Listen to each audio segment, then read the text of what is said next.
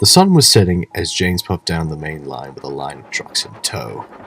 The trucks were filled with scrap, all bound for the ironworks at Killdane. A recent cleanup at Knapford docks had turned up a lot of rusted track and machinery that hadn't been used for a long time. And James had been rusted to take it, being in the wrong place at the wrong time. He had been hoping to be asked to take a late-night passenger service or, at the very least, have a rest. I'm surprised you're grumbling, James. Besides, we're full of metal in your favorite color. A truck called. Shut up! Rusty red is no color for a splendid engine such as myself. Sparkling crimson red is better. James snapped back. You mean like your nose that one time with the bees? Another truck laughed.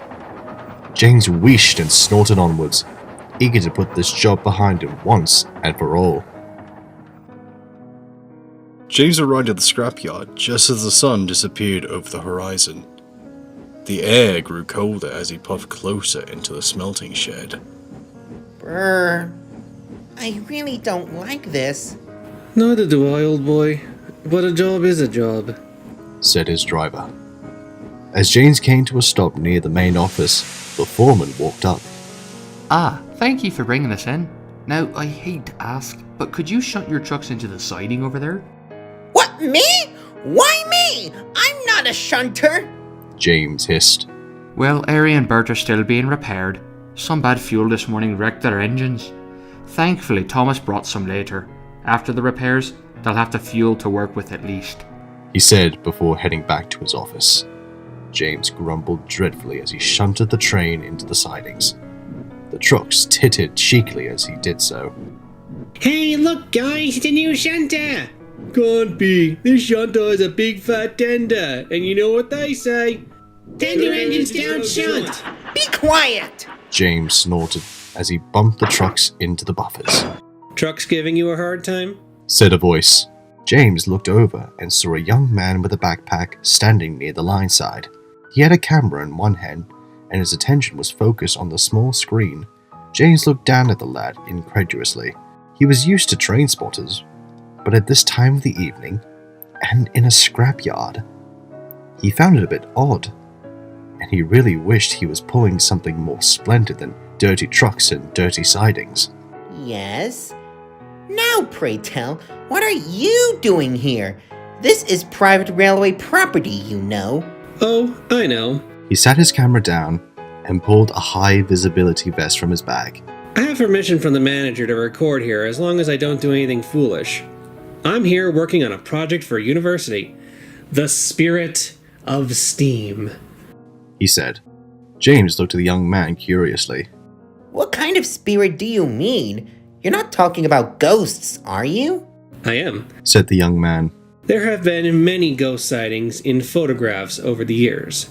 Such things as ghost orbs or even shadow figures showing up on digital photographs or on CCTV video footage. Where most people go to graveyards or old houses to find ghosts, I felt I'd try my hand at finding the ghosts of engines and rolling stock here. If none show up, I'll work on something else. James rolled his eyes. The very idea of ghosts was absurd. Sure, he had thought he had at times seen spirits, but those had been turned out to be real things like Percy covered in ice or something else. Well, you better be careful. A scrapyard is nowhere to play around, even at night. James's driver explained. I know. That's why I asked the manager. He said as long as I don't climb on piles of scrap metal, keep my safety vest on, and follow the safety guidelines, I can film here while it's closed. The young man then picked up his camera and snapped a picture of James and his crew. One for the memories, he said, chuckling. Then he wandered off into the mist. Strange lad, James said. I think it's interesting. I hope he's not too disappointed if he finds nothing, said the driver. Soon James was uncoupled, and he began to puff out of the siding. Suddenly there was a clang, and his wheels left the rails. They bounced along the sleepers for a moment before his driver put on the brakes. Bust my buffers! What happened?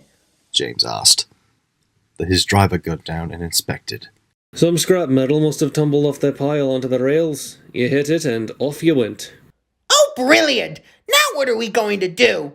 The driver and fireman headed to the office to speak with the manager. They returned with bad news.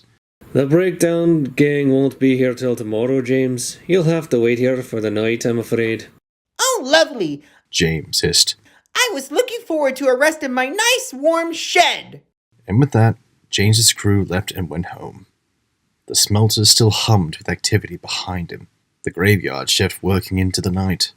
Eventually, James felt his eyelids drop down, and the red engine fell asleep. A sudden hiss suddenly roused James from his slumber. He opened his eyes and looked around. The fog had become thicker, so thick that he could hardly see anything. Even the shapes of the buildings and trucks were lost in the gloom. Suddenly another hiss echoed in the yards. Only this time, it was accompanied by the sound of groaning metal. Hello? Is someone there? James called out. No one replied. Only the sound of more hissing. And this time, puffing. Only the puffing sounded different each time. It sounded like 3 different engines, but each puff sounded like it was coming from everywhere at once.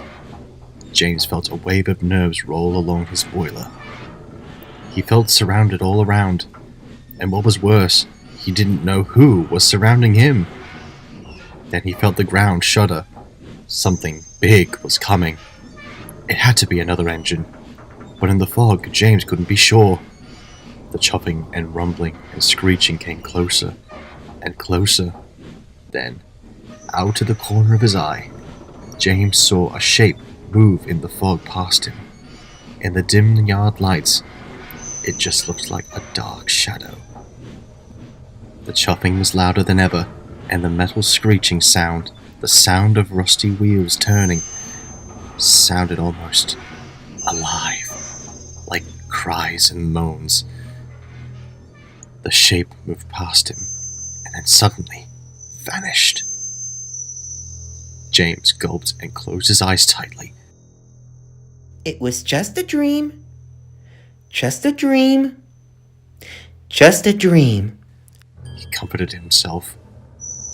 Soon sleep closed in again, and James drifted off to a dreamless sleep.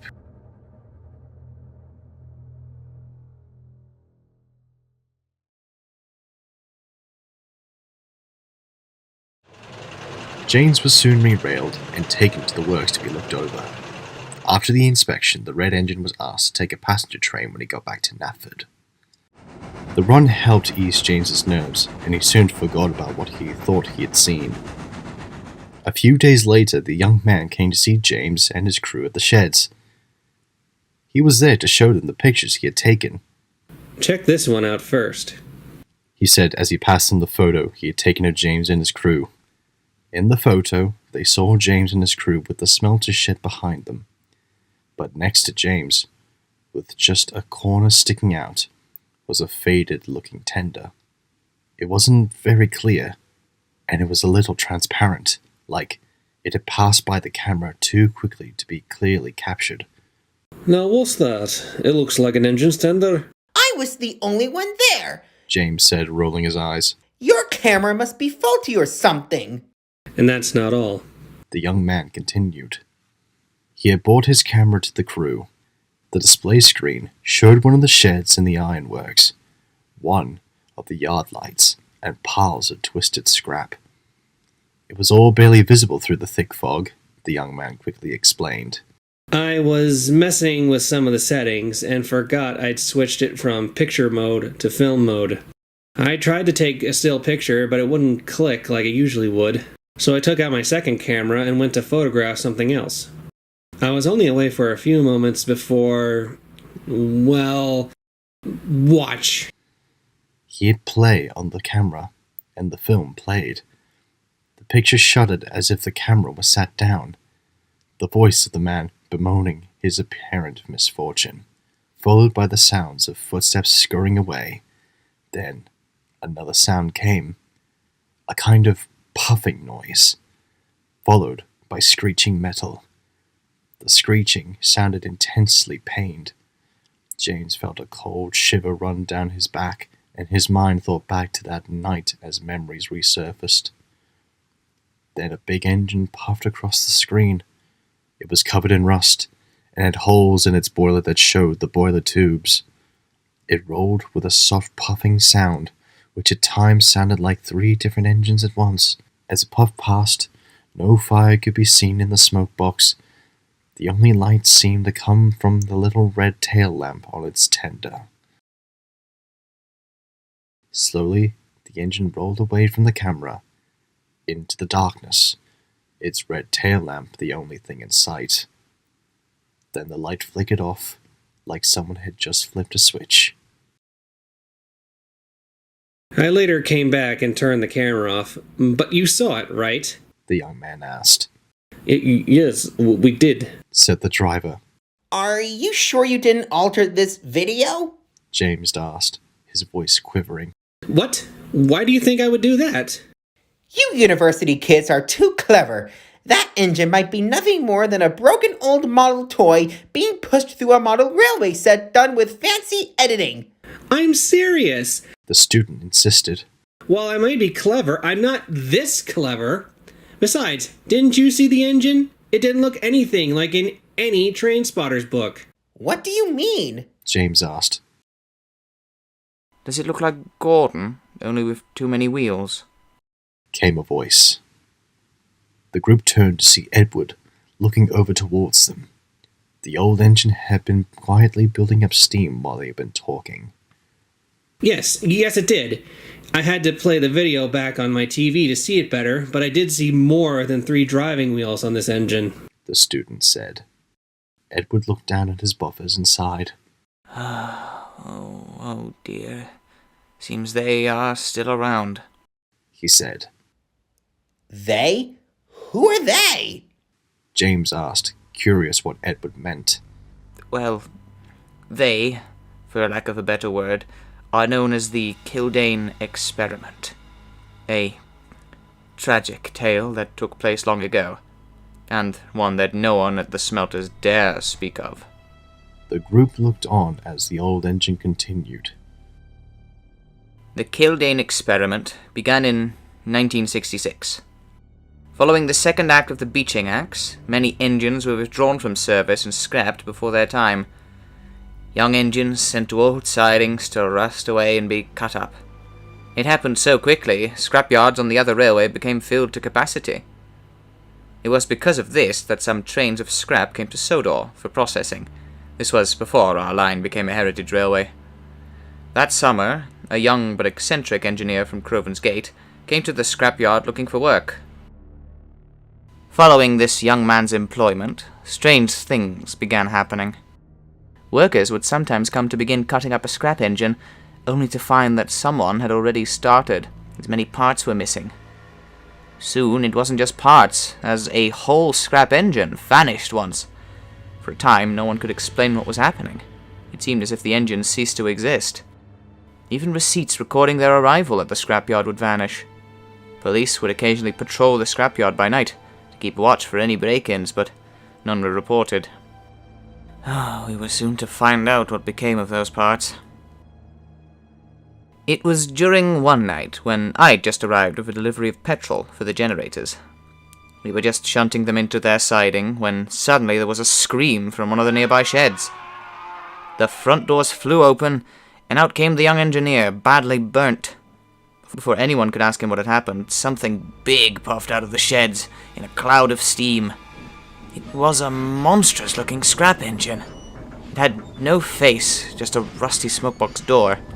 Its boiler and cab were from an A1, mounted crudely atop a 9F's chassis, pulling a rusty old tender behind it. Steam hissed and smoke billowed from its funnel and from its cab, which seemed to glow bright yellow. The hissing was pained, and at times it sounded like 3 engines puffing at once. The monstrous creation slowly puffed its way down the siding before coming to a stop on the points, when its corroded suspension springs finally snapped. When the paramedics and the police arrived, they asked the engineer what he'd been doing. He said he was trying to create a new engine that could revitalize steam on the mainland. He'd gotten a hold of the engine parts from the ironworks, using the place as a parts shop where he could scrounge up all the spare parts he could ever want. During his days off, he would sneak into the yard and steal more engine parts to complete his project. He'd managed to steal the complete scrap engine using a heavy hauler lorry owned by his brother, Frederick Packard, father to Jenny Packard, in fact. To hide his work, as he knew that all this scrap would be very valuable, he stole and altered receipts from the office to make it seem like no scrap engines had ever been delivered or engines arrived with fewer parts. He'd been in the process of test firing his creation when the water glass burst, spraying scalding steam and water all over him. His goals were terrible and foolish, and for his trouble he would endure many painful surgeries that would end up costing him the use of one of his hands and a lifetime of horrible scars. I sat nearby so I could provide my testimony. During this time, the scrap engine made many terrible noises as it cooled down. Sometimes it was a murmur, other times it sounded like screams. The screams of 3 voices calling out for their end to come. The mess of engine parts was soon dragged away and cut up. But it seems that isn't the end, Edward said, pausing.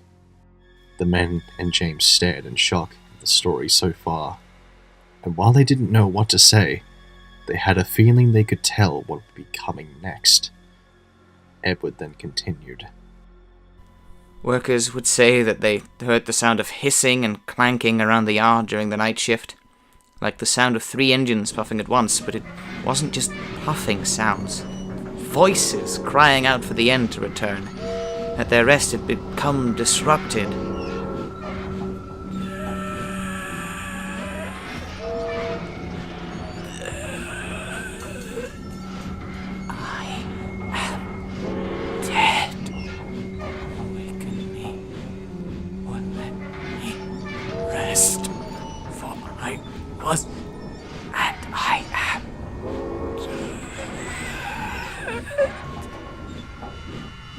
The voices would cry.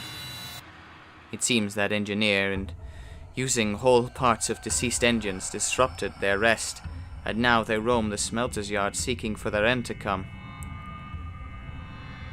But it never will. James and his crew looked at the student, who just stared at his camera. His face was still a stone, taking on an ashen appearance. He eventually looked up. Well, He said eventually. I guess my video was a success. James couldn't help but silently agree. Eventually the student left, and he puffed away to pull another train. He did so quicker than usual, almost as if he was eager to take his mind off of something. For weeks to come, the red mixed traffic engine shuddered at the sight of scrap trains. No one asked why, and no one would ever know why. No one but Edward.